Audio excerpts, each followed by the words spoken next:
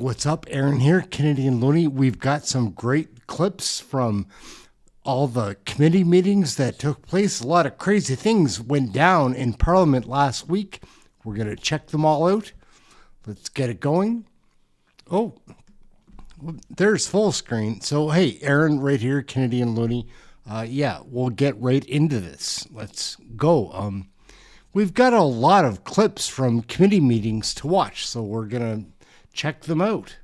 I'll now turn to Mr. Cooper for 6 minutes, please. Thank you, Mr. Chair. Thank you to the witnesses. Mr. Davies, you testified, but you've interviewed and you've been in communication with a whistleblower who has been associated with the longest ballot committee. That whistleblower provided you with communications from the committee, including text messages, emails, as well as photographic evidence, correct? That's correct. Okay. Now, pursuant to the Canada Elections Act, in order to get onto the ballot, a candidate must receive the signatures of at least 100 electors endorsing their candidacy.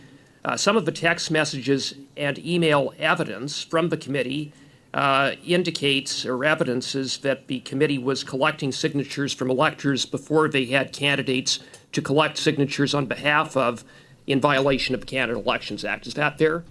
That's fair, and even some of the text messages that we have from the whistleblower confirm that they hadn't even started the process and were asking for help in order to navigate that process while the signatures were already in hand, as evidenced by the text messages. Okay, so I'm going to go through some of the relevant text messages and emails, copies of which you provided to me. I have an email dated May 30th, 2024, a mass email, or it appears to be a mass email, sent out from the longest ballot committee. This was during the Toronto-St. Paul's by-election. It reads, please excuse me, just throwing out the invite one last time. And then it goes on to say, we've collected the 100 nomination signatures you will need, and we'd love to have you, but certainly understand there are many, many, many good reasons not to participate in our crazy project. Just 3 more days till the deadline for candidate nominations arrives. Signed, Kieran Shukabich. How is it that electors could have signed nomination forms endorsing candidates before the candidates themselves knew that they were candidates? Well, and that's the whole question that we're asking, and that is why we try to raise awareness on this and email Elections Canada to ask about this, because if a candidate has not registered as a candidate and therefore has not authorized somebody as their delegate, how can you have that authorized delegate that hasn't been authorized to actually collect the signatures in the first place? Well, precisely. And then I have another text message exchange between the whistleblower and Kieran Shukabich, dated August 16th, 2024, and during the LaSalle-Imard-Verdun by-election, in which the whistleblower writes, how many people so far are going to break the record, as in going to break the record of candidates, to which Shukabich replies, it's 53 right now, probably 60 tomorrow. We collected signatures for 109, so it's possible we'll break 100, but it depends on who can get it all done in the next week. Fingers crossed. And then 2 days later, there was a video posted on the Longest Ballot Committee's YouTube channel of Thomas Shukabich, with the title below, the title of the video being message from the official agent. Now, I've watched the video, and Thomas Shukabich states as follows: if we're going to break the record of the longest ballot committee, we need everyone to sign up as soon as possible. We've already collected 100 nomination signatures for you. Now, just to be clear, that YouTube video has been removed by the longest ballot committee, correct? After our expose, they removed that, and a lot of the other longest ballot organizers disappeared from social media. Okay, very interesting. How convenient. And then there is a text message from, again, Kieran Shukabich, dated March 31st, 2025, in the context of the longest ballot committee recruiting candidates in the Carleton riding, in which he states to the whistleblower, I emailed you the nomination signatures and official agent form a few days ago. Now, you've talked to the whistleblower about his involvement in the longest ballot committee. According to the whistleblower, he had not indicated any interest in running for the longest ballot committee in Carleton, correct? That's correct. He was not involved in the longest ballot committee at that point. That's correct, and evidence even shows that there's repeated attempts by Kieran to engage him over the course of several days and even the course of a week, trying to get him to say that, yes, I'm going to run, and there was no response by the whistleblower. And yet the longest ballot committee here already had collected his signatures. How is that possible? Well, and that's the whole point, and Right. It wasn't. And in fact, in Thomas Szukewicz's testimony on Tuesday, he was even trying to say, well, we already know who's interested, and then that's how we know how to collect the signatures. But if they haven't registered as the candidate, and there's even another email that we have that specifically is from the longest ballot committee to the whistleblower asking him to, don't forget to assign Thomas as your delegate as soon as possible, but in the same email they say they already have the signatures. So one cannot happen without the other if you're playing by the rules. Okay, well, Mr. Chair, this evidence is very disturbing. It raises serious questions about whether the longest ballot committee collected invalid signatures, which in turn raises the question, how many candidates connected with the longest ballot committee have appeared on the ballot who should not have because they didn't have the requisite valid 100 signatures as required by the Canada Elections Act, and it raises further questions about whether the longest ballot committee broke the law. Very brief response. We're at. I would just say it's when you look at the scale of how many candidates that the longest ballot has actually engaged with since they started back in 2019, and you multiply this procedure, if they've been following it every single time for every single candidate, you have hundreds of violations of the Elections Canada Act, and potentially that compounds because it could be impersonation, it could be obstruction, and depending on how the Criminal Justice Code interprets it, it could be amounting to forgery as well. Okay, thank you, Mr. Davies. You can elaborate with further questions. Thank you, Chair. Thank you to our witnesses that are here. Obviously, the committee is now seized with the questions surrounding the longest ballot committee, and I appreciate both of you being here. But I'm just going to read a statement to you, Professor Turnbull, and I want you to tell me if you think that the intentions or the motivations of the longest ballot committee would meet this definition. A mockery, distortion, or gross misrepresentation that disrespects or undermines the spirit, rules, or integrity of the contest. I'm so sorry. Can you say it again? A mockery, distortion, or gross misrepresentation that disrespects or undermines the spirit, rules, or integrity of the contest. I definitely agree with the mockery part. I think the fact that there's, yes, I think so. Yeah, because the initial phrasing is or, isn't it? Doesn't have to meet all three of those things. That's right. So, yes. Do you know where I got that statement from? It's okay to say no. So this is actually grounds for a 10-minute misconduct in a game of hockey. Oh, neat. It's called okay. travesty of the game. I like that. Okay.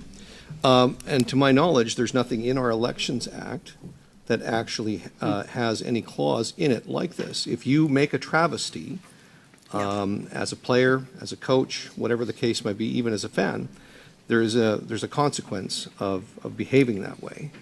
And I'm wondering, given the fact that we've lost the ability to at least put a barrier in front of unserious people by having a non-refundable deposit.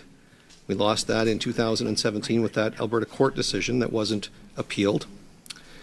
And given the testimony that you've given us in regards to whether or not you think changing the process for getting people to sign nomination papers might not have the desired outcome, I'm left wondering what we could possibly do. But I can tell you, I am in the riding right next door to Battle River Crowfoot in Alberta, and I heard more from my constituents during the by-election about how ridiculous and ashamed and embarrassed the voters in my constituency were of what was transpiring in the by-election right next door as a result of having over 200 names on the ballot. And the words they used were things like travesty or They even surmised even greater nefarious motives behind that movement than what the individual who just testified here actually said. Do you think it's possible to craft a piece of a part of the legislation that would actually be enforceable? And who would be the adjudicator of whether or not somebody is making a mockery, distortion, or gross misrepresentation of our elections? Right.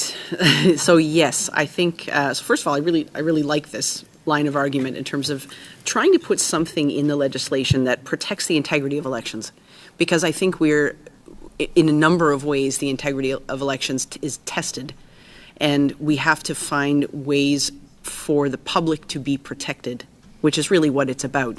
It's about protecting the public's ability to choose the representatives in a way that is not taken over by these sorts of campaigns that actually have nothing to do with the vote on the ballot in that particular riding. So I think there's a way for language to be crafted so that it's not going too far. I think that's the key. If you make it too heavy, if you make it the range too far, then it will be too much, like overlap, like kind of too much of a restriction on rights and things like that, and then that'll be struck down. As far as who makes the decision, I mean, I can see that landing in court if people are, I think that's probably where it would end up. Just so you know, you went 4 minutes, 20 seconds. I'll be very quick, Chair. Just to summarize, because I agree that we've probably given this too much time, this farce, to be honest, and the individual is pleased that they got 0% or 0 votes in a constituency which got international headlines. But we do need to have an outcome out of this. So to summarize your position, you do not support the restriction of signatures to only being able to sign one candidate's paper, but you would support a change that one official agent can only be the official agent for one candidate anywhere in the country. Is that a clear statement of your position?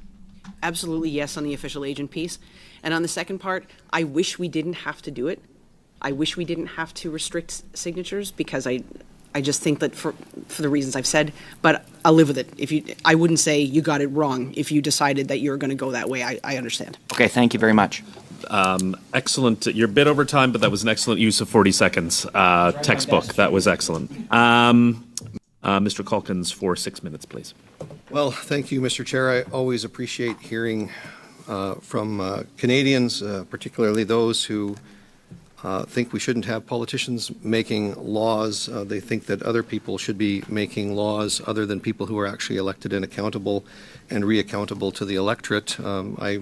I fail to see the logic, to be quite frank with you, given the fact, as my colleague Mr. Jackson said, even when the Liberals had a majority in 2015 to 2019 and proposed electoral reform, the Canadian public actually, through their elected representatives, decide whether or not something is going to be palatable. And that's how we actually go through the sausage-making effort of making laws, regulations, including laws regarding our elections being at this particular committee. Anybody with a basic understanding of a civics class would know that. But I'm going to ask my first question to Mr. Lowen. Mr. Lowen, in 2017, an Alberta court decision ruled that a provision in our electoral laws requiring a $1,000 deposit was a violation of the Charter on Rights and Freedoms. Do you, first of all, I think you would agree that elections are serious business. I don't think there's a more serious thing that a Canadian can do than cast their ballot in the democratic process. We're approaching Veterans Week and Remembrance Day. Over 120,000 Canadians have paid with their lives in order to make sure that we can all do this. This is serious business. It's about as serious business as it gets.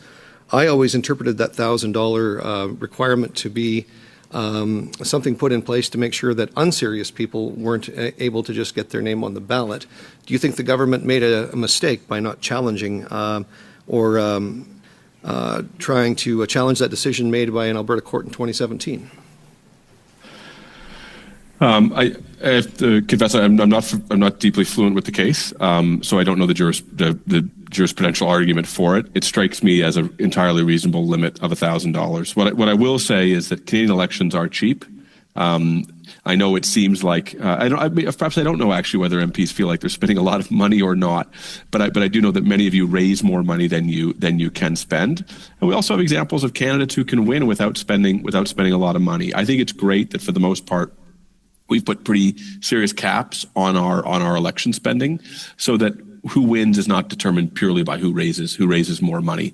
Now, where those exact limits are, Mr. Calkins, I'm not sure, but I do think that that $1,000, clearly that $1,000 deposit plus changes in the signatures, or the ease of signatures, and the fact that one could be an agent for multiple candidates, does make the ballot probably more permeable than is desirable, as evidenced by the ballots in the last election. Thank you for that. You've answered the second part of my question as to whether or not you think that should be put back in place. I don't know if there's a possibility to do that now, given the fact that I think the time for challenging that court decision has elapsed. Do you think that in order to protect the integrity of our electoral system and treat it with the seriousness that it deserves, that this committee should look at the definition of registered third parties, and to make sure that this is obviously a very organized effort? Is there anything that you would advise us to do with the definition of a third party? Yes, I mean, I think that I think this is critically important, and I'll note that your party has a history of being the least supportive of regulations on third parties. And I'm not saying it to score a point or anything, but I think I raise it, Mr. Calkins, to note that I think we've come to a consensus in the country, even among your party, that it's good to have elections contested principally among political parties without huge outside influence, and I think that's a good thing. And I actually changed my own opinion on it over time. So as the cost of advertising changes and as the tactics of third parties change, I think it is worth asking whether legislation is fit for purpose to achieve what the overall animating principle is in Canadian elections, which is that elections should be a conversation between parties and voters without the cacophonous entry of hundreds of other people into that conversation. Thank you very much. Now to Mr. Shushevich. The Chief Elections Officer, Mr. Perot, told the committee that people should face penalties for signing multiple nomination papers. Would you agree with that statement? I believe that was one of his suggestions. I don't really see a reason for that. I don't really see the law. Whatever. It's really easy to make fun of this clown, but make fun away in the comments. This, oh my God, it's too easy. He's a very low-hanging fruit. Chick in it. Personally, I prefer it when there's more than one candidate on the ballot. So I should be able, as a voter, to nominate more than one candidate. You're aware that Section 480.1, subsection 1, says every person is guilty of an offense who with intent mislead falsely represents themselves to be or causes anyone to falsely represent them to be a candidate or a person who is authorized to act on a candidate's behalf. Would you agree that asking somebody to sign a nomination paper that has all candidates written at the top or no candidate's name would be a false representation under the Act? No, I'm not a legal expert, but I don't believe it was. Of course, the returning officer determined that wasn't acceptable to be, like the candidates couldn't get accepted based on those forms, and so they were refused, and that's fine. Also in the Elections Act, Section 482.1, every person is guilty of an offense who obstructs or hinders or knowingly makes, either orally or in writing, a false or misleading statement to the Commissioner of Elections of Canada Elections or any person acting under his or her direction, while the Commissioner or the person acting under his or her direction is exercising or performing powers, duties, or functions conferred or imposed upon the Commissioner under this Act. So that's obstruction. Do you think any of the actions of your committee have actually obstructed and met the definition here for obstruction under Elections Canada? And have you been given any warnings? Have you been given any reprimands? And have you been threatened with charges by Elections Canada? Certainly not to any of those questions. I've never been reprimanded and I have no intention of misleading anyone. We have nothing to hide. We do everything by the book. My colleague, Thank you very much, Mr. Calkins. Thank you, Chair. Yeah, thank you, Chair.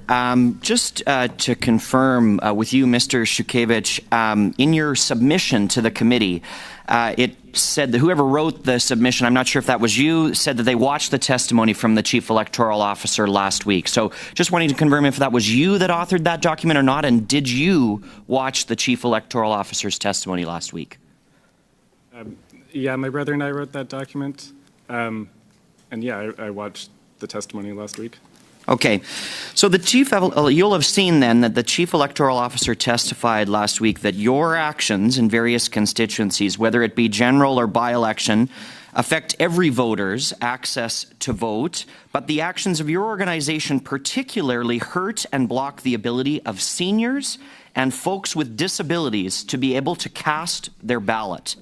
Those who are born with additional needs and the seniors who built this country should not have barriers put in their way by a political stunt that has no motivation or request from the public to change our electoral system. So what kind of an organization would try to prevent those most vulnerable in our society and our seniors from being able to access their constitutional right to vote? Yeah, Mr. Chair, that's a great question. So as we all know, the design of federal ballots is prescribed by the Election Act, which is written by you MPs. So I'm not aware of any documented cases of people actually being prevented from voting because of too many candidates. I am aware of existing accessibility concerns surrounding the voting process. The Canadian National Institute for the Blind gave a series of recommendations to this very committee on improving accessibility when Bill C-65 was being discussed. I would point out that none of their recommendations have been implemented by you, and I would also point out that none of their recommendations involved arbitrarily restricting citizens' rights to run as a candidate. So I'm not an expert on accessible ballot design, so I would suggest that you talk to the disability advocates for that. Well, thank you, Chair. I think the Chief Electoral Officer has spoken to disability advocates and has heard multiple complaints. The number of complaints about this election were higher than it has been before, which was also presented as part of his testimony. So whether or not it's the end goal of your organization, this is the result that people had a more difficult time casting their ballot in this election, both in the Battle River Crowfoot by-election and in the general election, than ever before. And they were predominantly seniors who had to wait in longer lines and found the sometimes meter-long ballot more inaccessible, or people with disabilities, including, as you mentioned, people that are vision impaired. So these actions have caused people not only to be unable to wait in the line longer to vote, but also required in many cases no longer their ability to privately vote because they required assistance in the ballot box in order to manage the ballot that your organization forced to be so unwieldy that they could not manage it on their own. Why would you take these actions? And what do you have to say to those Canadians who had their privacy breached because of their inability to manage the ballot on their own because of your campaign's actions? Mr. Speaker, I would, again, I don't design the ballots. The ballot design is written in the Elections Act, which means you MPs actually design the ballot.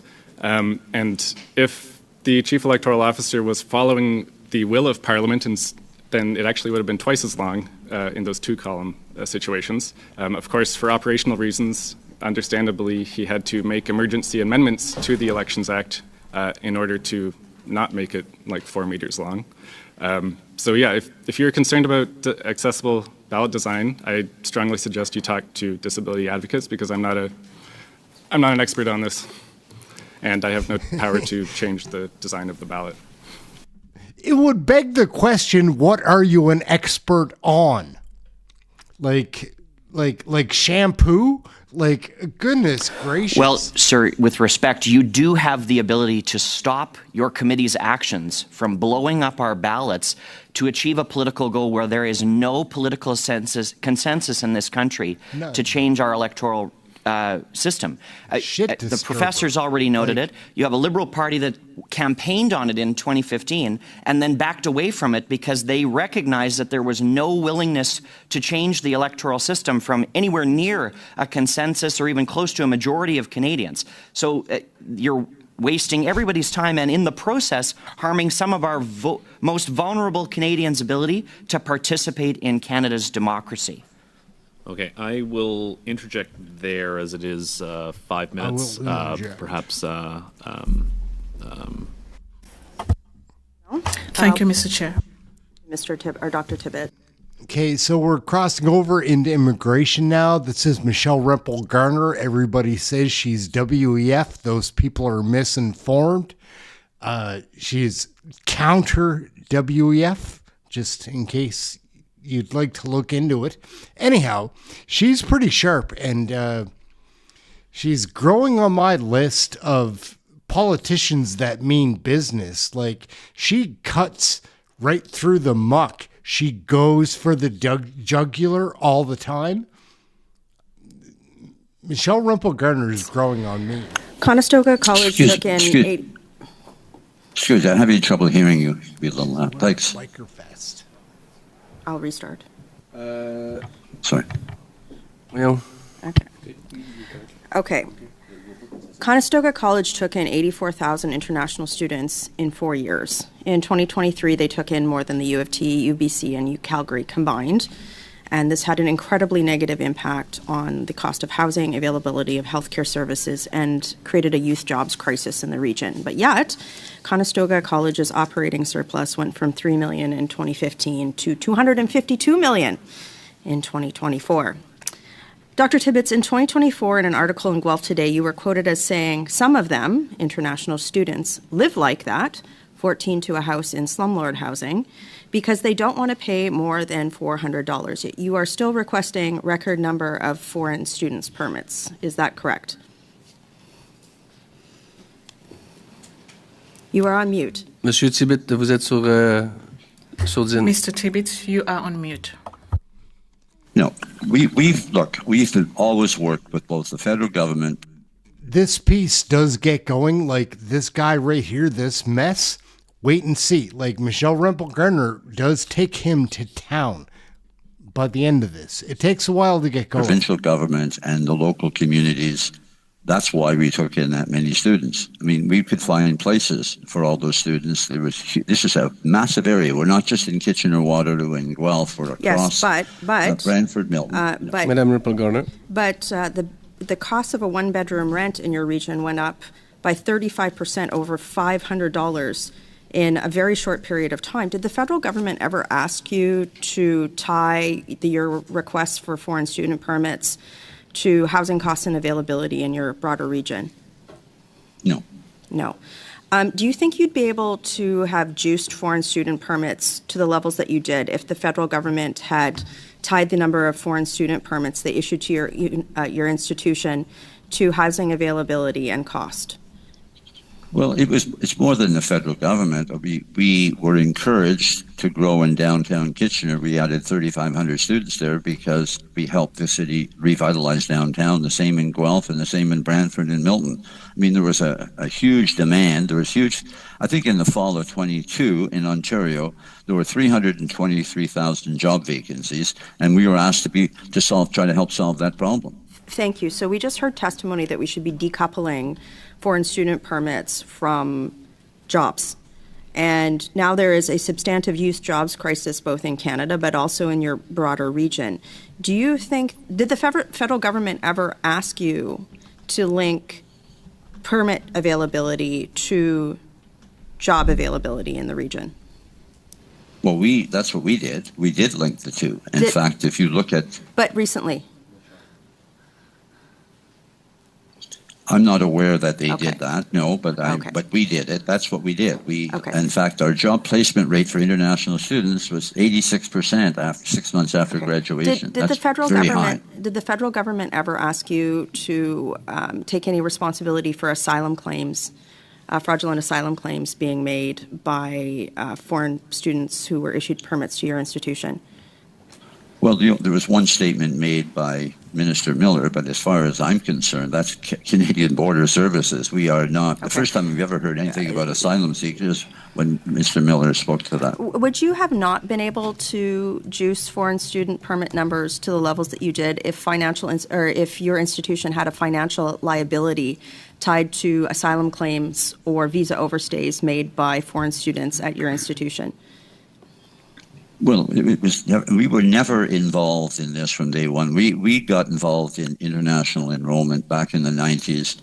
There was no money to be made. We didn't try to make money. We were just trying to meet skill shortage needs. That's all we're doing. I'm just making a note for the analysts because I think that's a recommendation that probably needs to be made after what happened at your institution. It was pretty bad. I noted that the Waterloo Regional Health Authority, they're now charging for non-residents to have births at their hospitals. If the number of foreign student permits issued to your university or your institution had been tied to healthcare levels or healthcare support, would you have been able to access or juice student permits to the levels that you did? We had our own healthcare center at the college. We had we invested in healthcare for the students. They could come, but we don't handle pregnancies at the college. But we had a full health center at the college, including mental health services. I mean, I got to say, it's kind of a mess, hey? I mean, you were quoted as saying in the Sioux College president David Orazietti some pretty wild things. You called him a whore. Yet I note that your salary is it's over $600,000. You are now the highest paid college university president in the province. We've heard some pretty bad things about foreign students at your college. How do you reconcile those comments you made about another university president with your present salary and the mess that the region now finds itself in due to your decisions to juice foreign student permits to that level? Well, first of all, the region is not in a mess. And secondly, I did apologize about that matter. That was a mistake. Okay. There's been a lot of polling that has. It was a mistake when I called her a whore. Like, I can think of the ministers that I've called a whore before. I've called Anita Anand a whore. That wasn't a mistake. I think that the only minister Patty Hadu, I've probably called her a whore as well. It's not the kind of insult that you throw out there thinking like, oh, it was a mistake. I can take that back later. You have to mean those words. And I mean those words about Anand and Hadu. Like, I can think that there's probably a couple of other whores in that cabinet, but not people that I've actually called a whore. That guy just backs it up. He's like, oh, that was a mistake. Said that Canada's immigration consensus is broken. Do you take any responsibility for that, given that you juiced foreign student permits to a level where healthcare, housing, and jobs clearly didn't have the capacity in your region? Une courte réponse, s'il vous plaît, Monsieur Tibbetts. Vous avez 10 secondes. A short answer, Mr. Tibbetts. You have 10 seconds. Well, first of all our students found housing, and they weren't all living in. No, they did. They found. Okay, housing. merci pour ça. Thank you. To start us off, 6 minutes, sir. Go ahead. Thanks very much. Should designated public office holders be permitted to own assets that rest in tax havens? So I will read into your question about whether or not designated public office holders or reporting public office holders or public office holders, for that matter, are able to have assets that are controlled by a blind trust. And I think the answer is resoundingly yes. So the question is specifically about the assets, in this case, if they're in a blind trust, being in a tax haven. So if the investment is one made in a tax haven, is that appropriate for a parliamentary secretary, a minister, a prime minister to hold their assets in tax havens? Okay, so the first thing I would ask you is, what do you define as a tax haven? The colloquial term for that is something where taxes can be deferred to a later date when the asset is dispossessed and the gain is actually realized. Okay. Another way of looking at it is a jurisdiction that has a lower rate of tax based on income or whatever the threshold test in that jurisdiction is for generating that income. Individual citizens, individual corporations should organize their affairs in a way that they seek to minimize their own taxes if that is consistent with the laws of the jurisdiction which they are operating in. And for the people for whom this act is constructed? So I don't see the issue. I mean, that is, I don't like the term tax haven. I think there's a pejorative aspect to it. I think it's organizing one's affairs in a way that minimizes tax. Yeah, it certainly minimizes their payment of taxes here in Canada to support all of the things that taxes are designed to pay for.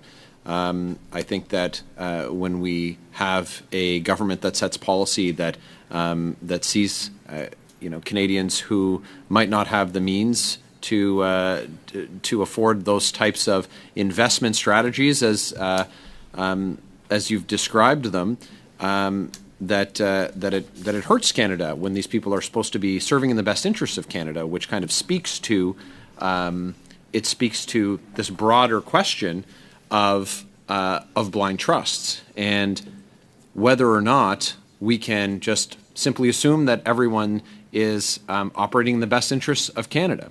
We heard from the commissioner that his belief or his experience is that assets that go into the blind trust, those investments that go into the blind trust, they come out looking the same. That the trustees don't really trade, they don't really sell them, and so the decisions that those decision makers are taking can be made knowing what the impact is on specific investments.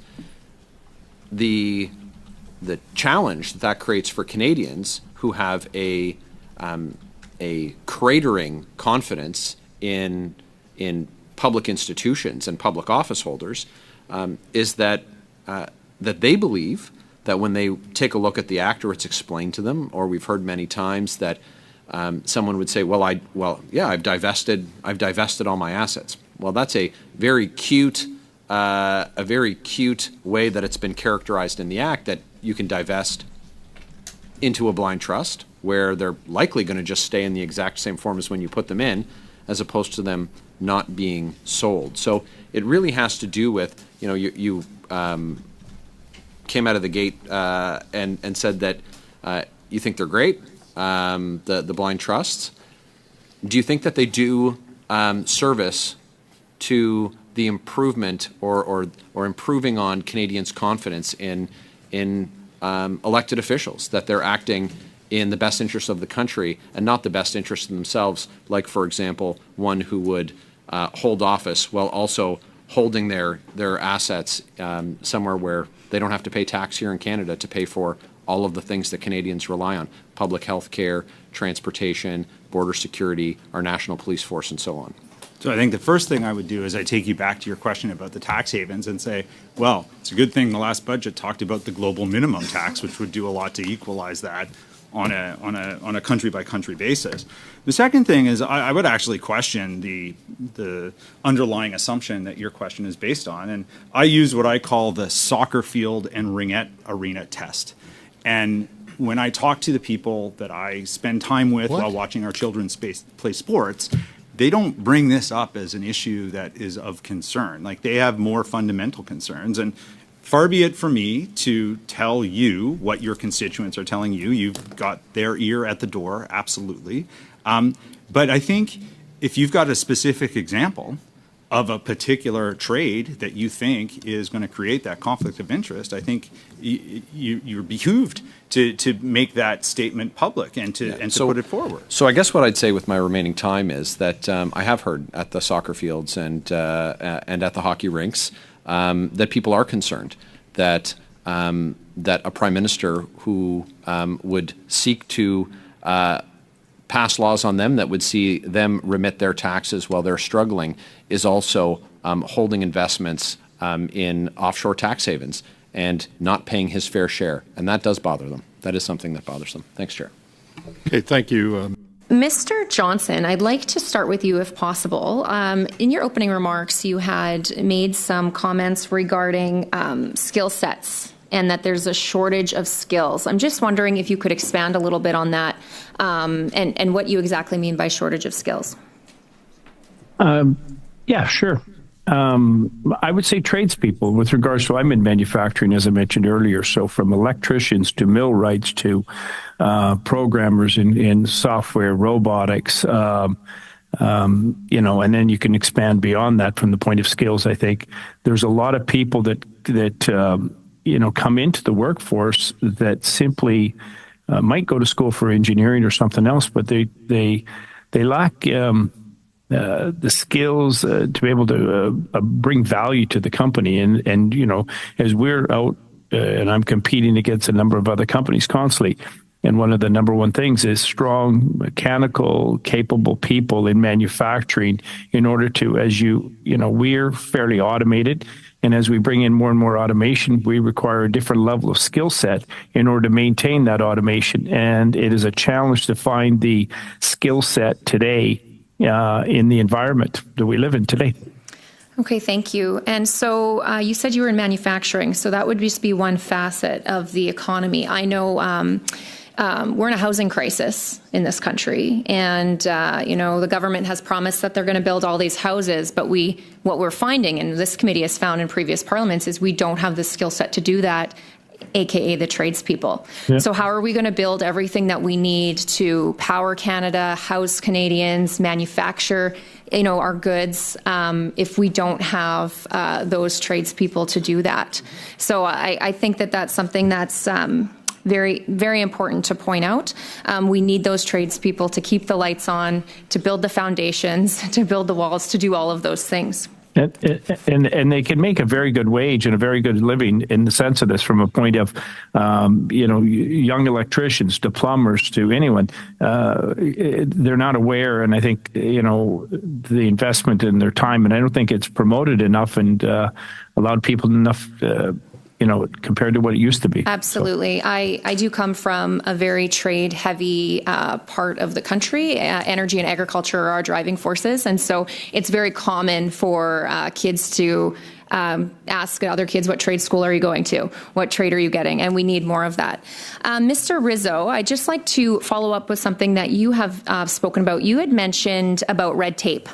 I'm just wondering, is red tape affecting or causing input, or is it causing or what's the word? Impact, maybe? Maybe that's the word I'm looking for, on productivity in the country? Yeah, look, I think I have a great scenario for you. I have multiple facilities, and I take the time to walk to, out to all the little industrial units that are around me. And at one time, they were filled with little companies that were fabricating, machining, and now they're mostly service sector type oriented jobs, moving furniture, providing some type of service. So with respect to your question on red tape, I dropped by a small steel fabricator. He's been doing it for 15, 25 years out of this unit. And a young person came by the other day working for the town and walked in with an iPad and started writing up infringements. A skid was against the wall, that's an infringement. Your air makeup unit is not interlocked, that's an infringement. Another thing. And by the end of 2 hours, it was $5,000 to $8,000 worth of administrative costs and small details to fix that were working perfectly fine, and there was no safety issues, but there's some new compliance. So, the owner talked to me and he said, there's $8,000 I have less to invest in my people. That's $8,000 less that I have to invest in my company. And he is it's absolutely ridiculous. And that's just the amount of people employed by the government to be involved with every type of issue, whether it's building. I mean, if you talk about, the conservation authorities or the building departments or the municipalities Or, I mean, God forbid you want to do much in Canada without being saddled with at least 10 levels of something to go through in order to get an objective achieved. So, you know, the red tape still exists on every level. You know, I think it's a function of too much government. Thank you, Ms. Fox. Ms. Thank you, Chair, and thank you for noting that we're live streaming these hearings on my social media platforms, which is, of course, very common and allowed, and people can follow me on the various social media platforms if they're interested in following the live stream of this and subsequent meetings. Chair, as I was saying, Conservatives sought emergency hearings on the unemployment crisis. Those hearings were blocked from taking place over the summer. We are finally getting down to work on that, and I'm very pleased that we're finally beginning this work on the catastrophic unemployment crisis facing this country. The youth unemployment rate is 14.5%. We have the worst employment rate for young people in this country in over 25 years. And despite not having the form of this committee to raise these issues, we've continued to meet with people and speak about them over the intervening months. And what we've highlighted is a number of different causes of the unemployment crisis facing our country: a broken immigration system as a result of policy failures, misalignment in education and training, but also serious problems in terms of economic policy.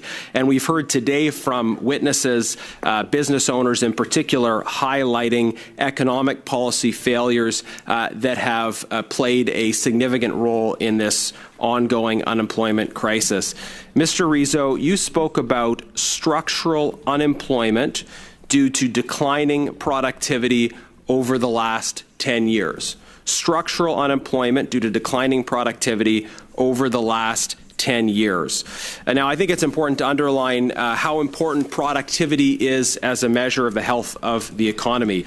It's not a measure of how hard people are working, but it is a measure of how much a worker is producing in a given period of time. And increases in productivity require business investment, require systems and technology that allow workers to produce more in a given period of time. So I wonder if you could elaborate on your comment that we face structural unemployment due to declining productivity over the last 10 years, and what you see as the factors contributing to this decline in productivity. Sure. Well, fundamentally, when companies are plagued with too many operating costs and high taxation, there's less money to invest. And when you're competing globally, you have additional pressures to remain hyper competitive.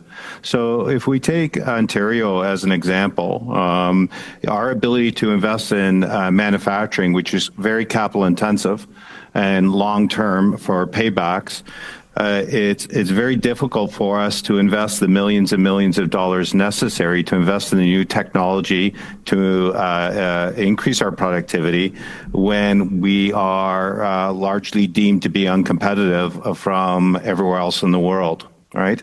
So we have less resources, less funding, and less money left over. Thank you. Can I just sharpen the question a little bit, sir? What specifically are you seeing from the federal government that is making investments in manufacturing here in Canada, here in Ontario, less competitive? What are the decisions from the national government that are impacting that reality? The decisions, I would say, are a lack of investment in manufacturing, a lack of investment in or creating policies that increase productivity or competitiveness, and those are wide-ranging. They're almost in every area. So you have a combination of all kinds of a lack of economic long-term strategic planning that is affecting companies to plan and to be competitive in the long term.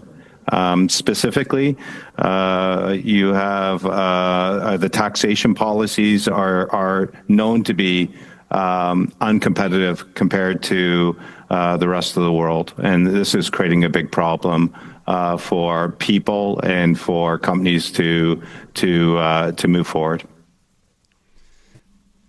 Thank you, sir. I'll bring Mr. Johnson in on that. Would you agree that we face structural unemployment due to declining productivity over the last 10 years? And what do you think is, if you agree, what do you think is contributing to that decline in productivity? Yeah, I would absolutely agree. I think exactly what Mr. Reese says. I think also, the taxation policy that exists in Canada does not support the investments and the time it takes to write it. Recently, Trump announced that you could depreciate an asset over, 12 months or 1 year instead of taking 5 years. So as you turn around and longer depreciation is indicated the type of capital intensity that is in manufacturing, you got to get a return on that. And I think at the same time, skills. I think that there's a major shortage of certain skills that are existing. The immigration policy that has existed now for the last number of years that I think is also. Thank you. Sorry, I'm almost out of time, and I will want to come back to that. But it sounds like what you're saying is that we've got unemployment because of an unfriendly business environment, which is the result of high taxes. Is that a central part of the equation? Yes, that's a critical one. Yes. Janice, your time is up. Madame Katrakis. All right, gang. So quickly, just want to point out a couple of guys that are really enjoyable for me to watch. I like watching Aaron Gunn. I like watching Andrew Lawton. Andrew Lawton just puts a smile on my face. See if he does this for you. Andrew, the floor is yours. 5 minutes or 6, Chair? It's 6 minutes for the first round each. Thank you. And then 5, 5, and 2. Thank you to all the witnesses for taking the time to join this very important study, and thank you, Chief Roskamp, for your testimony. I'd like to start with you, because we heard witnesses earlier in this meeting say that the instances of criminals committing crime on bail are outliers. That was the exact word that one of them used. That when criminals commit crimes on bail, they are outliers. Is that your experience on the ground as a police officer, Chief Roskamp? That is not my experience. The vast majority of individuals committing criminal offenses today are doing so pre-trial in a pre-trial recidivist way. Just for context here, St. Thomas is a small community, but relatively speaking, fewer than 50,000 people. What is the volume, if you had to estimate, of these prolific offenders, these individuals that you would attribute to engaging in chronic criminality, and what is the burden that your police service is shouldering as a result of those individuals? That's a great question. I can give you some statistics. Between 2022 and 2025, our police service laid approximately 7,500 criminal code charges.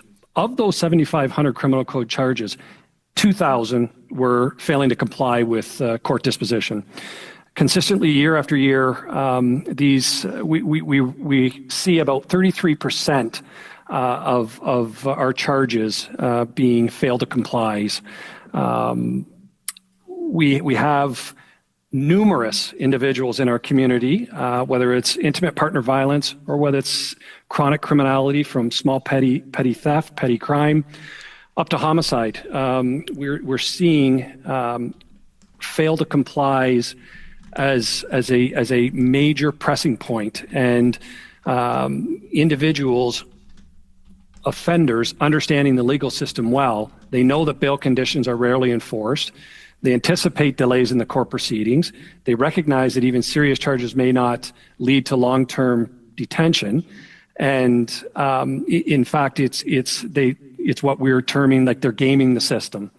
And so I think that, is there any other areas you'd like answered in regards to that, Mr. Lawton? I think you've addressed the question very well there. What I'm trying to get a sense of is, and you've indicated it there, so nearly 1/3 of all the charges you laid in that particular period of time were bail violations. Correct. So Explain to me, if you can, Chief Roskamp, the effect this has in particular on smaller communities. Because I know historically, 10 years ago, for example, before the Liberal government formed, there was an attitude in St. Thomas and communities of similar sizes across the country that basically these were all big city problems. And now we've seen this trickle down. So what is the effect on your resourcing, given that you are so comparatively smaller than the Torontos and the Vancouvers of the country? This is a great question. The rise of violence and chronic criminality in small communities, it has far-reaching effects, and it creates widespread fear and trauma in communities and undermines the safety, a sense of safety of our residents. Violent incidents can reduce investment. It can harm tourism. It can increase municipal budgets. It increases municipal budgets, my budget as a police service. And over time, the community's identity shifts. We had between 23 and 24, 22% increase in our crime severity index. Although we had among, a national high and the reduction of non-violent crime severity, that's your break and enters, your mischiefs, your minor thefts, 32% reduction. And so we're proud of that, but it's such fragile gains that we have to be careful. And we're looking at this chronic criminality as being such a pressure point for smaller communities. In 2024, we unfortunately experienced 2 homicides. One of those homicides, a young lady was shot and killed in a parking lot in a downtown corridor. The individual that's alleged to have committed this crime was out on bail. And so it affects communities of all sizes. You do not have to be in large metropolitan centers or in the GTA for this to affect your community. And we're seeing that, and that manifested in a big way post-COVID, that chronic criminality, and it has lasting serious impacts on communities. You mentioned, Chief Roskamp, in your opening statement, 2 bills specifically, the Liberal bills C-48 and C-75. Can you draw a direct line between that legislation and the problems you've been describing? Simply put, I believe C-75 has created less safe communities. Thank you, Chair. Start with Ms. Kish. Have you met with any families who have had loved ones murdered by somebody out on bail? Not murdered by an individual out on bail, but I did have previous employment at an association that worked directly with survivors of homicide. That's fine. I just want to same question to Ms. Donacour. Have you ever met with a family who's had a loved one murdered by somebody out on bail? Not in that specific instance, but definitely victims of crime. Same question to you, Ms. Webb. Have you ever met with a family who's had a loved one who was murdered by somebody out on bail?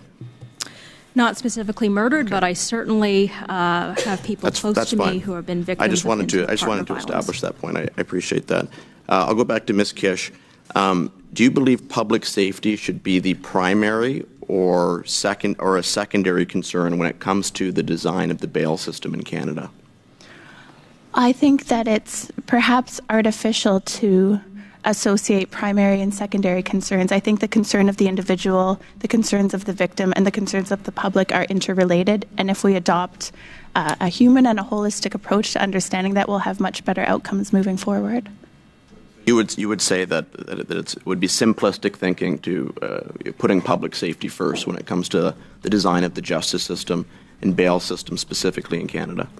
Not simplistic. As my colleagues mentioned, I think that the safety and protection of the public is always the salient consideration at all processes of our judicial system right now. But what we have is a persistent problem with similar outcomes over time that demonstrates that some things need to change.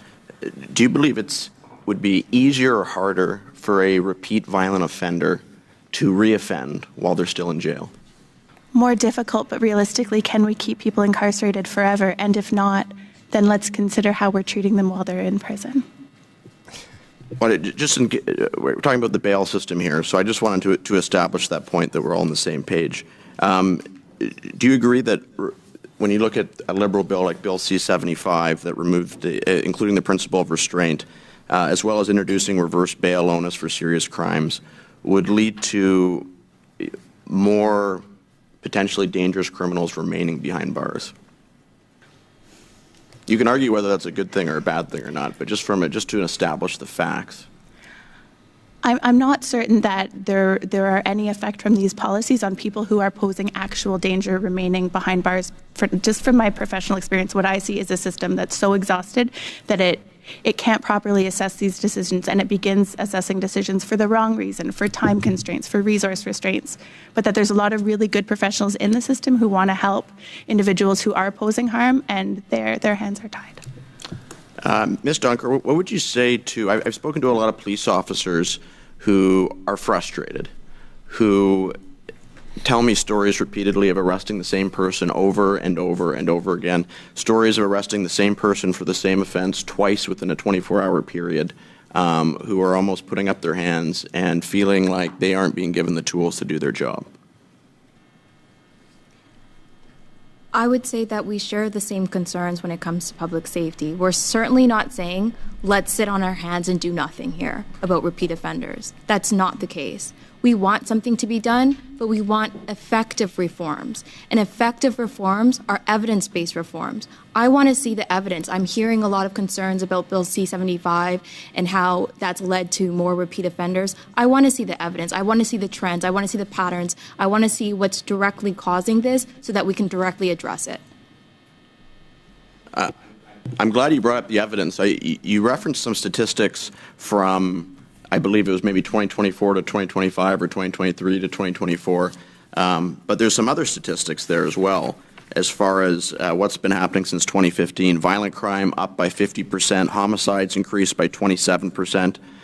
Also, interestingly, 35% of those homicides in 2023 committed by a criminal on some sort of release, including bail. So I think if you look at public opinion, you look at the statistics provided by the government since 2015, since this new Liberal government came into power, violent crime is up across the board. So you can cherry pick different regions and different, 1 year, year-over-year periods within that. But how do you explain the undeniable increase in crime over the past 10 years? Go ahead. There's about 30 seconds. I'll give you some time to finish your thoughts, but we have to move on. So she has the opportunity. Unfortunately, I know I appreciate that there may be increases in specific types of offenses over periods of time, but suffice it to say that the statistics alone don't tell us specifically what's the cause of that. So unfortunately, I'm unable to comment as to whether, and I would be very reluctant to speculate. Your position, it's a coincidence? I wouldn't say it's a coincidence, but I think that there needs to be meaningful analysis. Second round, and first we have. Meanwhile, the American Ostrich Association is pushing for testing and quarantine instead of panic. They're calling for policy grounded in biology, not blind obedience. But in Canada, it seems the government's motto is, when in doubt, kill everything.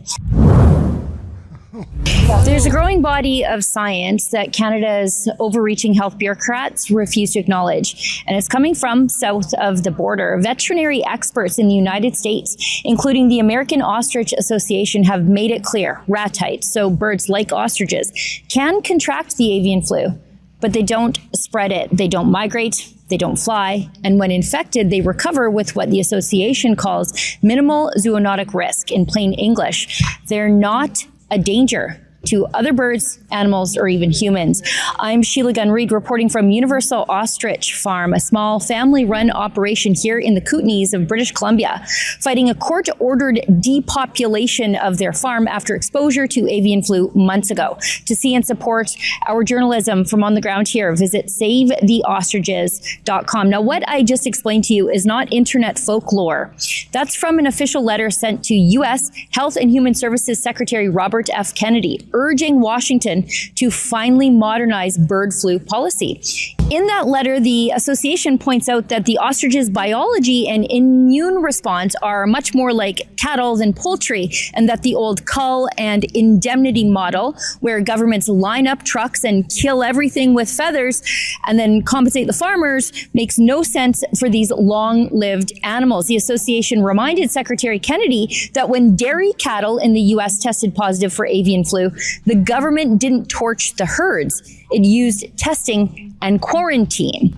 The Americans are asking for the same rational approach for ostriches, including these Canadian ones. And here's what they warned. The mandatory culls are an existential threat to small ostrich farms, because when you wipe out birds that take decades to breed, because they can live for 40 years, you're not just killing livestock, you're erasing genetics, livelihoods, and research. Ostriches require a different approach than poultry flocks, which have sometimes an 8-week lifespan. Now, I reached out directly to the American Ostrich Association for their view on what's happening right here in Edgewood, British Columbia. I heard back from the president, Michael Lehman. He told me their association confirmed they're aware of this case and that pressure has been building in the U.S. to raise it with Congress and the Department of Agriculture. He reiterated the organization's position. Ostriches and other ratites are highly resistant to viral transmission and deserve species-specific treatment, not extermination. That science matters because what's unfolding behind me could decide the future of the ostrich industry and animal health policy on both sides of the border. You see behind me are 400 healthy ostriches, alert, active, and apparently virus-free for 260 days. They were exposed to avian flu months ago. They survived. They have never spread it. But instead of learning from that, Ottawa health bureaucrats want these birds dead. The Canadian Food Inspection Agency has ordered their destruction.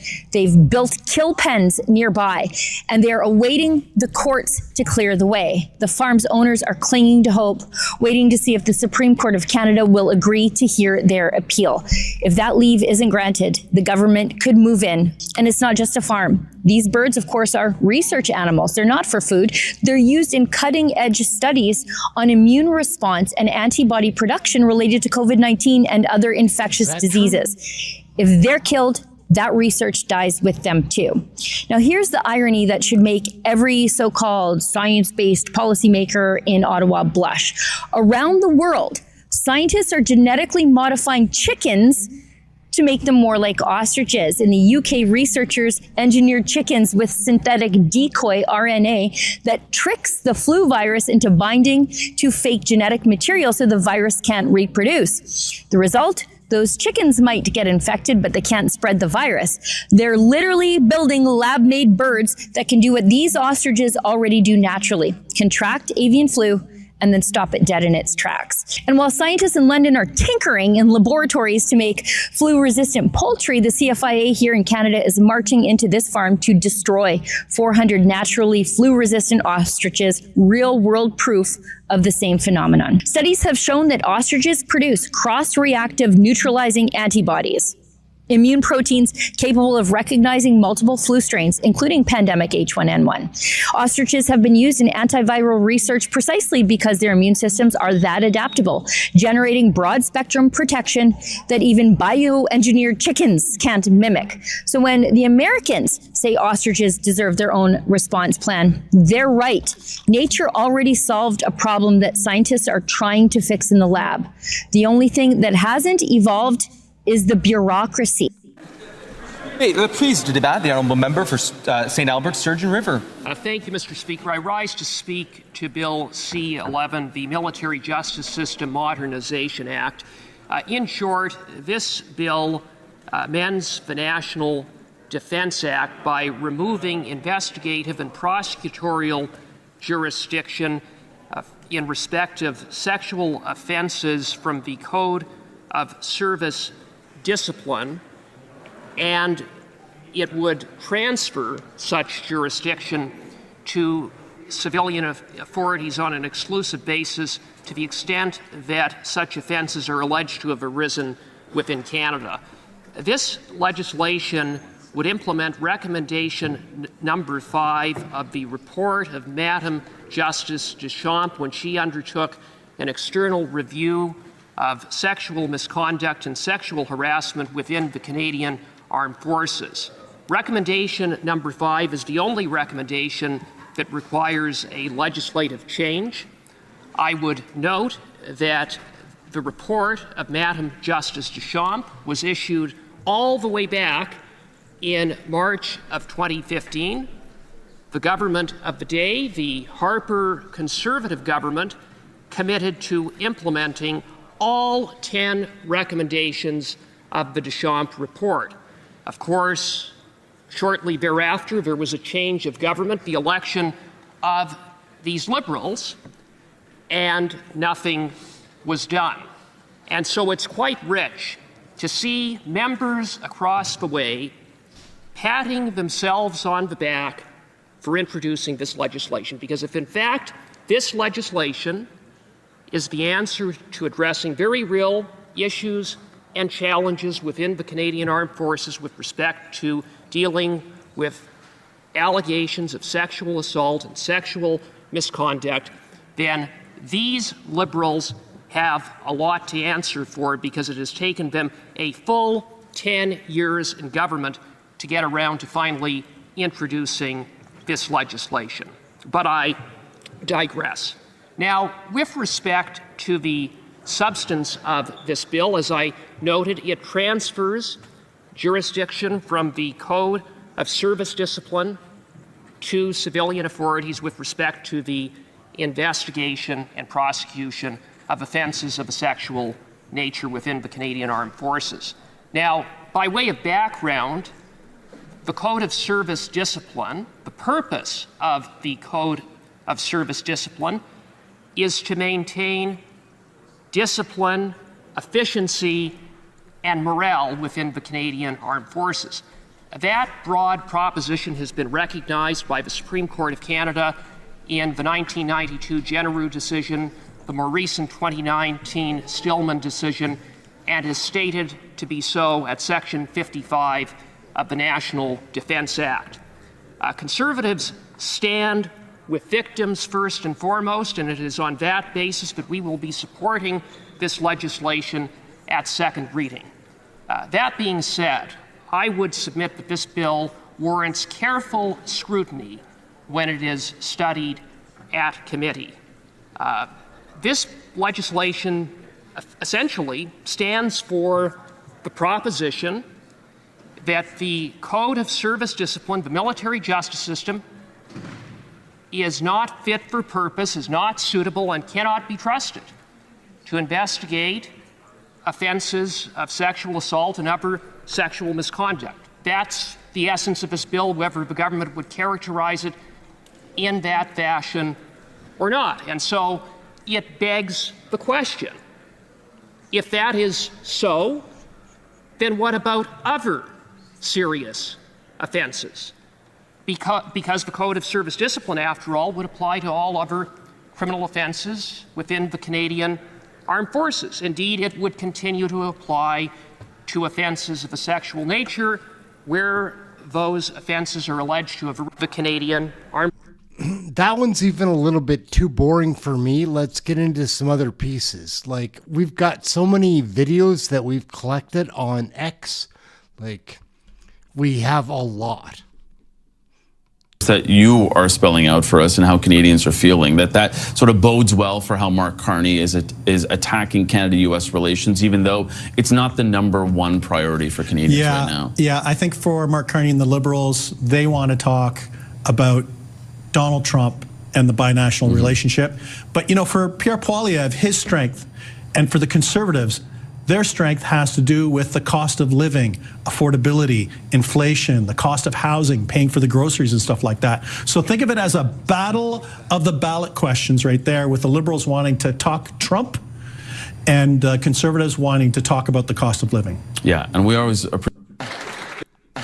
The controversial billion-dollar loan to BC Ferries continues to take on water, thanks to a Czech News exclusive that shreds the bogus talking points that these ferries could not be built in Canada.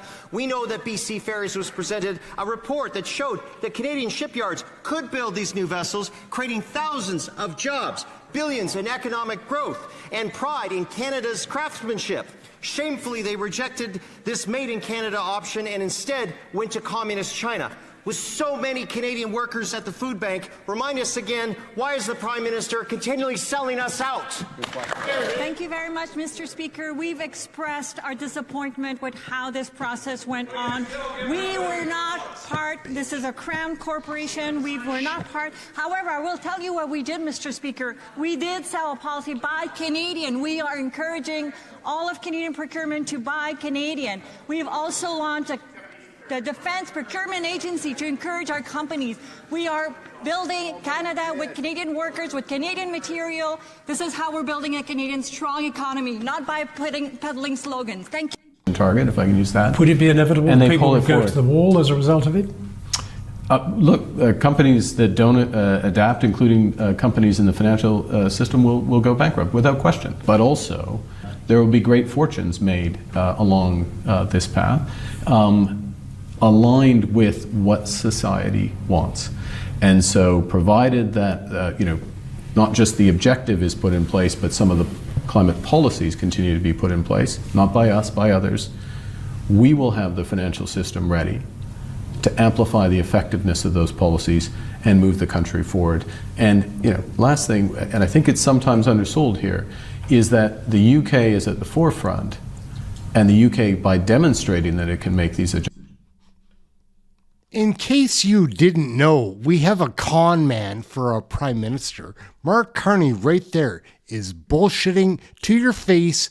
Just, he uses words but says nothing ever.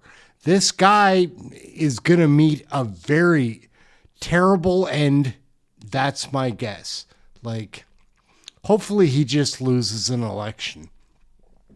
For now, we're going to watch our energy minister, Tim Hodgson, testify in front of the Senate. Let's take a peek. Let's look.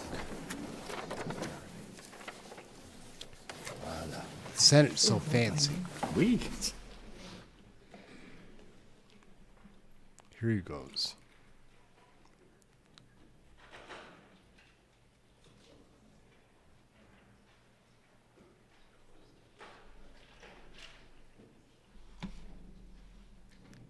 Député, ministre de l'Énergie et des Ressources naturelles pour la période des questions afin expire. Are better, end of quote. Imperial Oil is cutting 900 jobs, most of them in Calgary. Your government has added yet another layer of bureaucracy with Bill C-5 instead of repealing its own anti-energy laws like C-69, C-48, and the oil and gas emissions cap. Why create a new law to bypass your own barriers rather than simply abolishing them? With this irresponsible approach, you're fueling the American economy while the Canadian economy minister continues to suffer. Thank you for your question, Mr. Senator. I'd invite you to come with me on some of the trips I've been on in the last few weeks. I was in Gaspésie this past weekend where there's a multi-billion-dollar new smelter being built, and where we just provided funds for 2 new phosphate mines in Quebec. I was recently in Strathcona, where they're building a multi-billion-dollar carbon capture and storage, one of the world's largest. I was recently in Squamish, where the Squamish Nation is building a multi-billion-dollar export facility. I was recently in Kitimat, where they just finished a multi-billion-dollar aluminum project. They've just started up, and we're shipping the first Canadian LNG to international markets, and we're in discussions about doubling the size of that, making it the second largest LNG facility in the world. And we just greenlight the Silicium project. So I would respectfully say that Canada is building right now. Minister, your trips are all nice and dandy, and that perspective is very interesting. But the truth of the matter is the stats don't lie. International foreign investment is flooding to the United States compared to Canada, and our foreign investment in this country is at the lowest level it's been in over a decade. These are the facts, Minister. You promised to make Canada an energy superpower capable of standing up to the Americans. And now you're considering reviving the Keystone XL pipeline, not because Canadians asked for it, but because Donald Trump asked for it. Is this the Liberal vision of strong sovereignty, to promise to stand up to Americans, only to end up obeying Donald Trump? Monsieur le Ministre. Again, respectfully, I would disagree with the perspective. Canada is building strong. Our Prime Minister set as a goal from our new government to attract $500 billion of new investment to Canada. In the first 5 projects that we announced as part of our major projects office, $60 billion of private sector money has been attracted in just those 5 projects. And there are many more, like the Silesium project, like the project I saw in Saguenay. So I would respectfully say that Canada is building. It's building at a pace it has not done in a long, long time. Sénateur Oussakos, une question additionnelle. You're absolutely right, Minister. We're building at the slowest pace we've ever built in the history of this country. Minister, in September, more than 90 leaders from Canada's energy sector, including those from Suncor, Enbridge, TC Energy, and CNRL, wrote to the Prime Minister Carney, for the 3rd time, calling for 5 clear changes. Number 1, streamline regulations. Number 2, speed up project approvals, repeal anti-development laws, remove the oil and gas emissions cap, and promote Indigenous investment. These leaders, who represent millions of jobs and billions in economic benefits, said that they share the vision of a Canadian energy superpower. 6 months later, nothing has changed in any of these conditions. Why has your government has not implemented the changes that the industry has requested? Monsieur le Ministre. Respectfully, Mr. Senator, I think it's interesting that Premier Smith, who tends to be a pretty harsh critic, said she's never been as optimistic about the prospects for Canada, and she is very constructive on working with this government. So I think we seem to be doing a reasonably good job on that front. Senator Oussakos. Again, Minister, I'll repeat, can you tell me which one of these 5 conditions you've ticked off? Streamlining regulations, speed up project approvals, repeal anti-development laws, remove the oil and gas emissions cap, and promote Indigenous investment. Has any one of these happened? So this letter wasn't one of opposition, Minister. It was an offer of national collaboration with the government, signed by those who create this country's wealth and want to work with your government. Why did you ignore these leaders, Minister? Was Mark Carney's promise to make Canada an energy superpower merely a campaign talking point? And I say that from someone who's been in politics for a long time. We need to deliver in order to maintain credibility with the Canadian electorate. Mr. Ministre. So, Mr. Senator, I've been in business a long time, and I've been building things for a long time. And this government is making it easier and more effective to build. As the Prime Minister has said, it's not about if, it is how. We passed Bill C-5, the Building Canada Act, with the support of the opposition. And there are 5 criteria laid out in there that we are working towards. We've already announced the first set of projects. The second set of projects will be announced by Grey Cup Day. The third set will be announced by Stanley Cup Day, and then we'll have another set by World Cup Day. Senatrice Galvez. Minister, here. Hello. As of September 2024, before C5, 504 major projects were already under construction or planned over the next 10 years in Canada's energy, forest, and mining sector, with a combined potential capital of $630+ billion. In Quebec alone, the Plan Québécois des Infrastructures 2434 announced $153 billion, including $87 billion to ensure the sustainability of public infrastructure. J'aimerais soulever le cas spécifique du pont de l'île d'Orléans. La conception et construction du nouveau pont sera menée par un consortium espagnol en utilisant de l'acier espagnol, alors que l'entreprise québécoise Canam avait également soumis une soumission. Comment prévoyez-vous non seulement favoriser, mais outiller les entreprises canadiennes pour qu'elles puissent remporter ce genre d'appel d'offres. Monsieur le ministre. I apologize. I have hearing aids, and I found it difficult to hear through this piece, the translation. So we need to... On Île d'Orléans. So you had Canam, a steel company in Quebec, that applied to this call. But it was the Spanish consortium was chosen. So what you plan to do to help to assist Canadian enterprises to be able to answer to this call for biddings? So we've made it a policy going forward that major projects will buy Canadian and use Canadian whenever possible. There will be some situations where there isn't a Canadian product or there isn't a Canadian competitor, but where there is, we will preference and favor Canadian competitors and Canadian products. Senatrice Galvez. Beyond these raw materials to be used in this C5 project, it is important that we focus on value-added strategy. We should transform raw materials here to boost economic output, innovation, higher paying job, competitiveness. How do you plan on adding value through the supply chain, especially since President Trump's policies are already provoking a shift from manufacturing here in Canada to the United States? Monsieur le Ministre. So as part of our, the Prime Minister announced the Critical Minerals Buying Initiative, the Critical Minerals Alliance.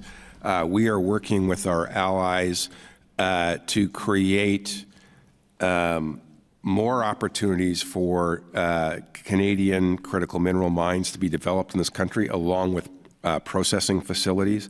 I am actively working with our allies in the G7 and our NATO allies to put contracts together.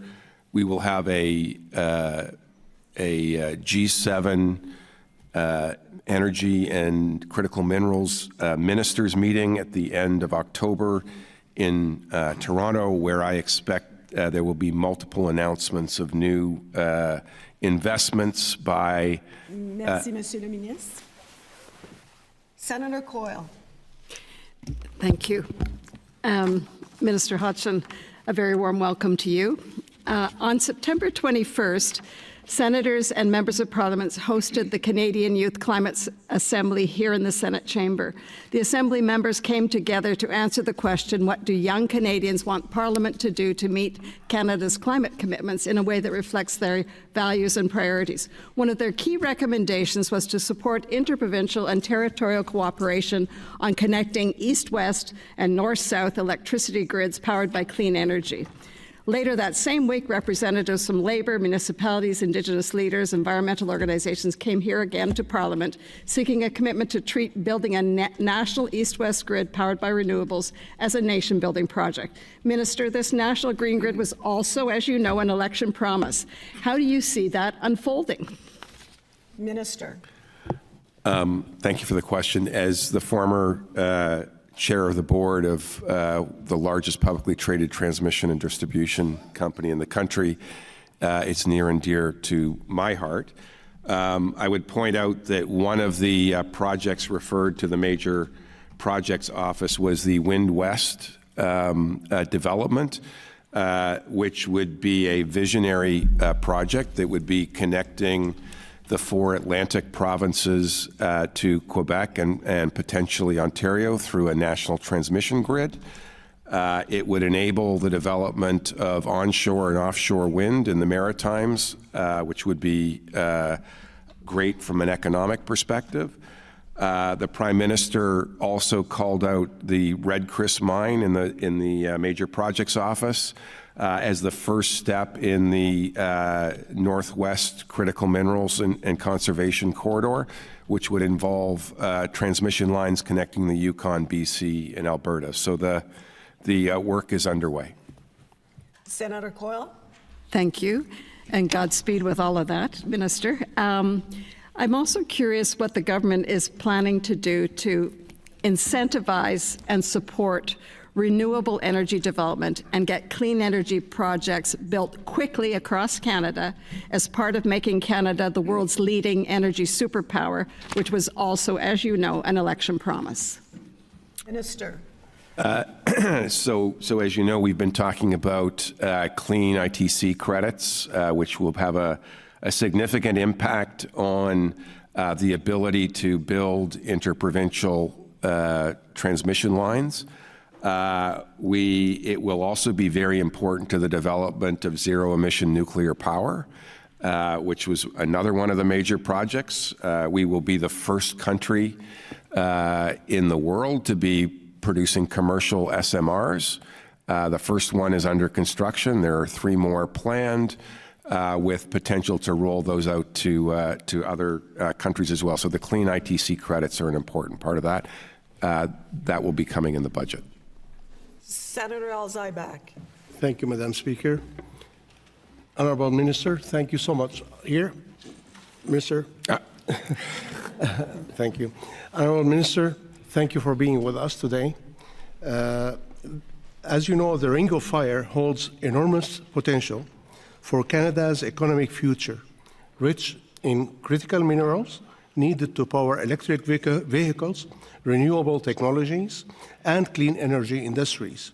Yet, this potential will remain locked underground without the infrastructure to access it.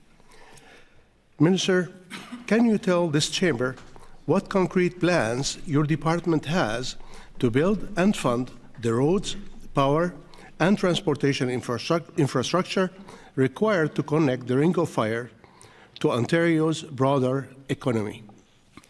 Minister. Thank you for the question. The goal of this government is to attract private sector proponents to build projects. It's not to spend public money. So what we need is private sector proponents to come forward with proposals. Those proposals need to be constructive against our climate goals, and they need to have the support of the affected First Nations. And so when proposals come forward around the Ring of Fire that meet those criteria, we will do everything we can to incent those if it's a major project. Additionally, we are negotiating a one project, one review process, very important, which says if the provincial governments have an equivalent process to the federal government and they approve a project, the federal government will rely on that. So in the case of Ontario, they have the right under the negotiating the one project, one review to take the lead there. We would absolutely be constructive if we negotiated the one project, one review and they took the lead on the Ring of Fire. Senator Alzibak. Thank you, Minister. As you know, without physical access, the Ring of Fire will remain a vision on paper. It remains a promise.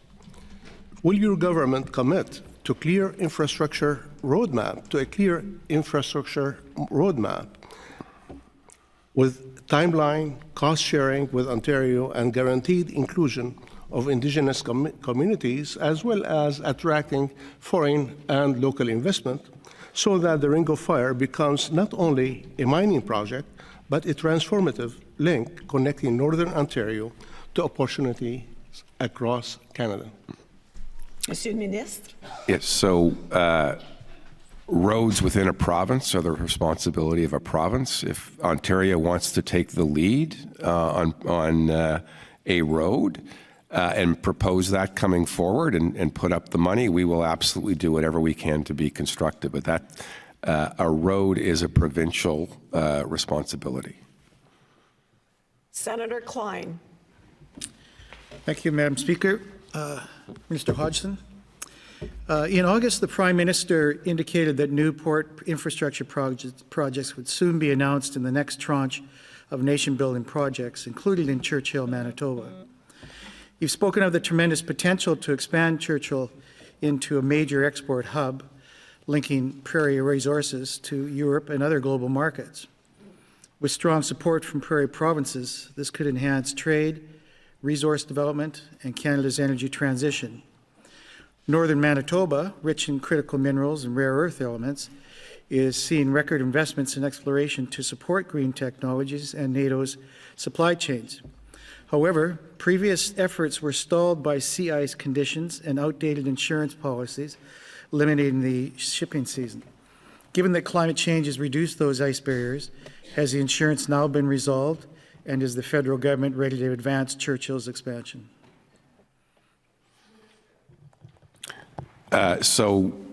Ships getting insurance, I think, is the responsibility of a shipping company. I don't see the federal government stepping in, becoming an insurer of shipping.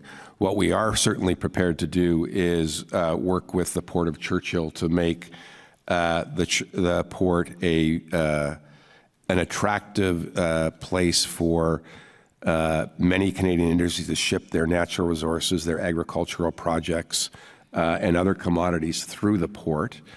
You mentioned the shipping season. Canada has on order 20 different icebreakers. Those icebreakers should help extend the shipping season. And with the warmer weather and the icebreakers, I suspect that we can deal with all of these problems. Senator Klein? Yes, thank you. Just to clarify, it was the icebreakers that would limit or address the issue I was presenting to you. You've mentioned the potential for expanded shipping for most of the year, thanks to the procurement of that new fleet of icebreakers for the Canadian Coast Guard. Given the implications for northern ecosystems and Inuit land titles, could you confirm whether relevant Indigenous communities have been meaningfully consulted about potential year-round icebreaking and whether they've expressed support for this plan? Monsieur le Ministre. So the Department of Crown Indigenous Relations would take the lead on that. So I know that there has been consultation. Obviously, the Port of Churchill is owned by a group of First Nations. And I believe they are in consultation and taking the lead on consultation with affected Inuit. And I know that Minister Chartrand and Minister Galmasti have been intimately involved in any obligations of the federal government from a consultation perspective. And my understanding is we are meeting all of those obligations. Senator Batters. Minister Hodgson, it's my understanding that you have committed to Alberta Premier Danielle Smith behind closed doors that you will lift the emissions cap. Is that true? Is that your government's plan? If so, when will you do it? Monsieur le Ministre. So as I've said many times, we are in discussions with the province of Alberta. They are live, ongoing discussions. I've never found it helpful to debate in a public forum what those consultations are.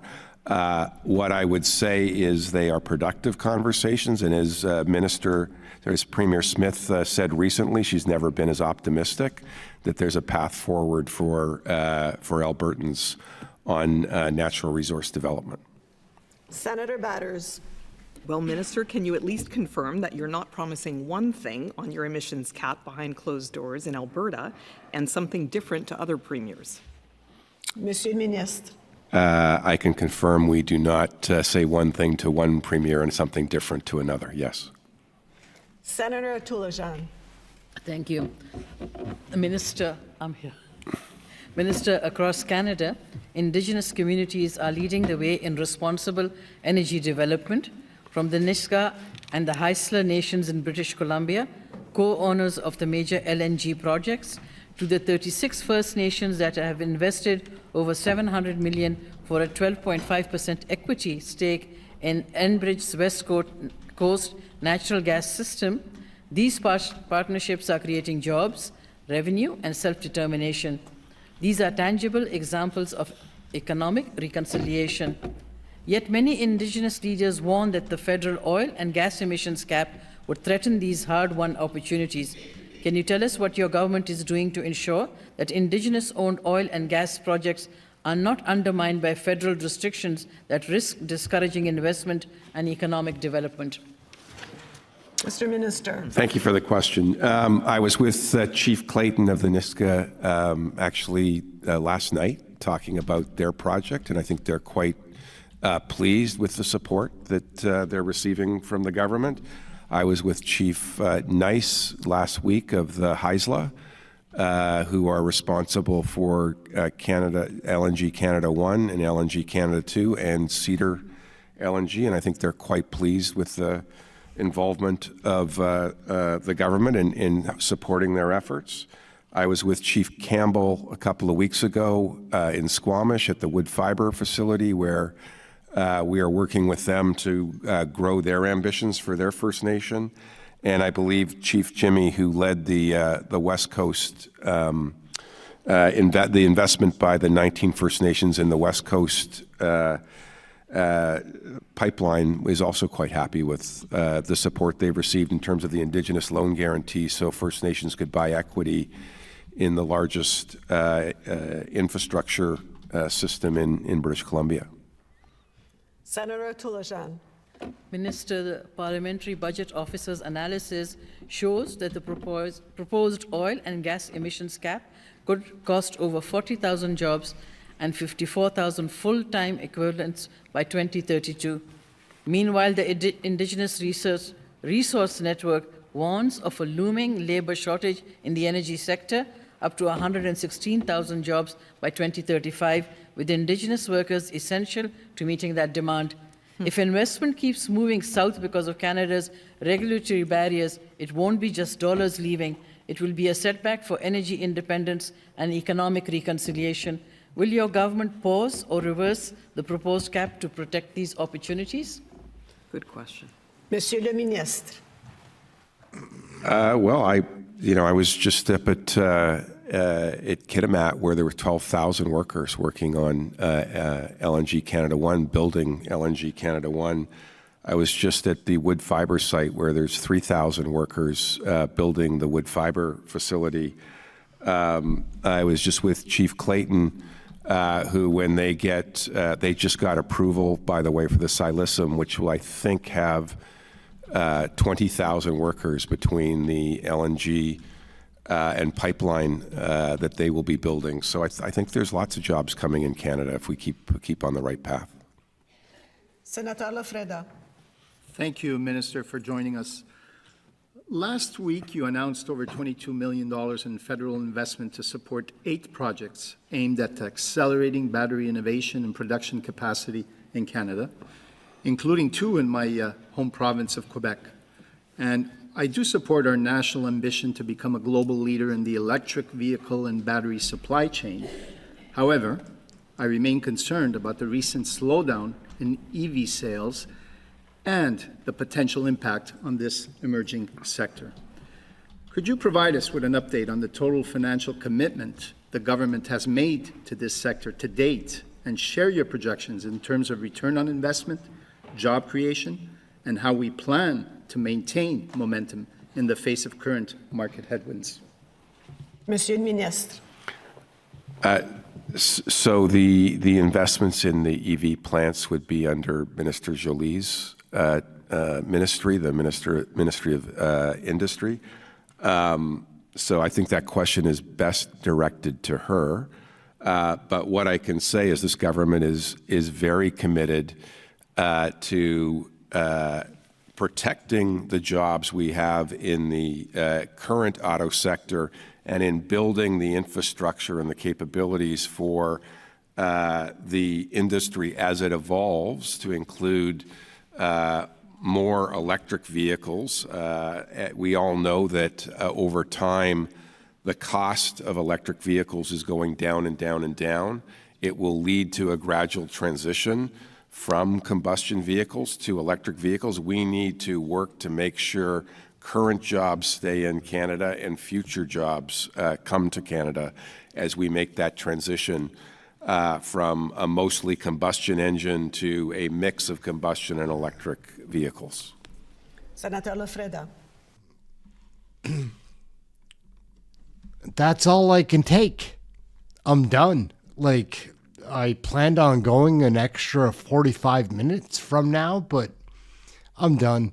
Like, it's so rancid, like what they're doing, and they're pulling it off. I know I'm preaching to the choir here. Like, people that watch my channel are mostly informed or know that we're in the middle of getting screwed over by these clowns.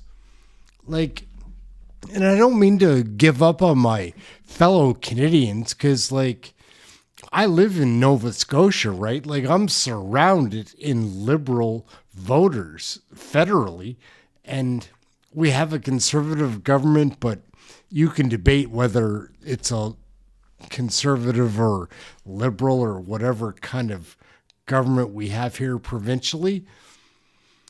But it's so frustrating and it's heartbreaking because there's so many people paying attention that care, but we seem to have a political system now that has so many parties. Like, how in the hell is the Bloc Québécois one of the strongest parties in our nation?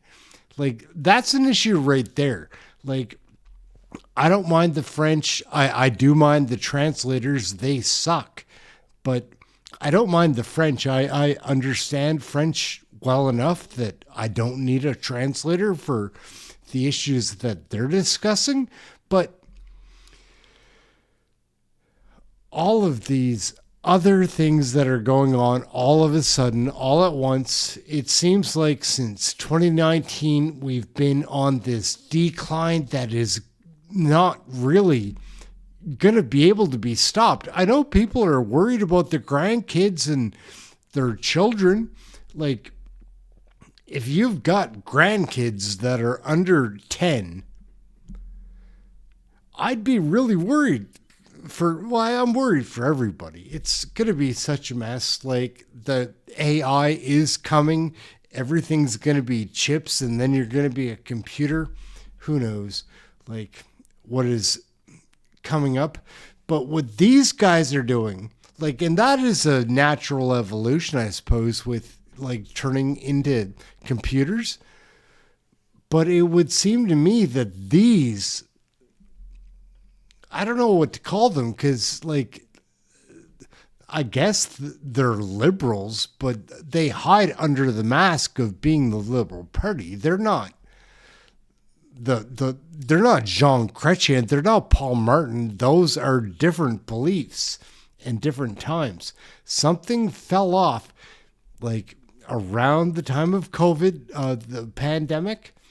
All of those vaccines, that was like a weird kind of testing period, I think, for the people that make all the decisions.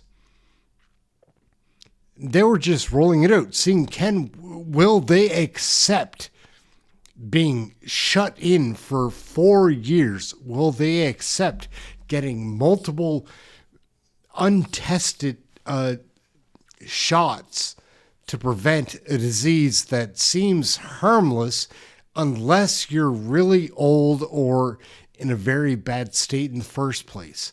Like,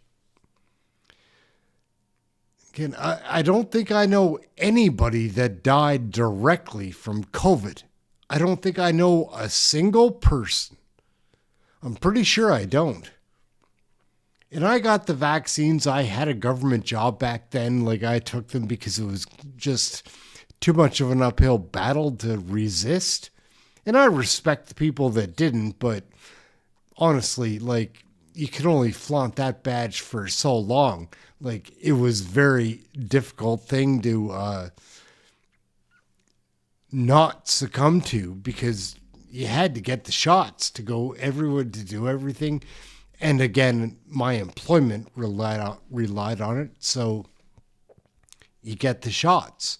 And I was being pressured heavily by my parents, like, who were very much influenced by the CBC and all of that propaganda. What are you going to do? Anyhow, gang, I'm Aaron. This is Canadian Looney. We're going to wrap this up. We've been going on for too long. back on Tuesday. We're back in the House of Commons, and we'll drop some videos in the meantime just to keep us somewhat entertained with Canadian federal politics, which is a really tough swallow these days. Like, they have this Senate here. We just watched that for a half hour. It's bullshit. What goes on in the Senate is a waste of time and money. Like, it looks really fancy there. Nice carpet, nice chairs, but there's no substance or accountability for the things that are discovered there. Like, that's the frustrating part. Like, it should be like, oh, you're busted or you don't have an answer, but it's not. They just keep getting away. I know about working in a government office. I did it for 18 years. I worked for the liquor distributor here in Nova Scotia at their head office for 20 years. And it was brutal because when I went in, I was naive and thought like, oh, I've got a good government job. And like, oh, but then you start seeing over time, and again, it wasn't overnight, but over years, you see how gross and fake and useless and the bureaucracy is amazing how slowly they move and how well protected they keep themselves. Like, it's unbelievable. I've never seen a bigger herd of useless managers than what work at the liquor distributor here in Nova Scotia. Like, their board of directors, their VPs are all useless, and every manager that works under any one of those curtains sucks just as bad. They're sellouts, they're cowards, and they're a part of the problem, and that's why their kids are going to have computer chips. They give in. They're weak-willed. Anyhow, not going to tie into that too much. That's a sore point for me. We'll work that out maybe in the courts. We'll see. Anyhow, gang, thank you all for watching. Aaron, Kennedy, and Looney, we're out for now. And have a happy Thanksgiving. Hope you have something good to eat. We've got wings. We'll eat those. We're out.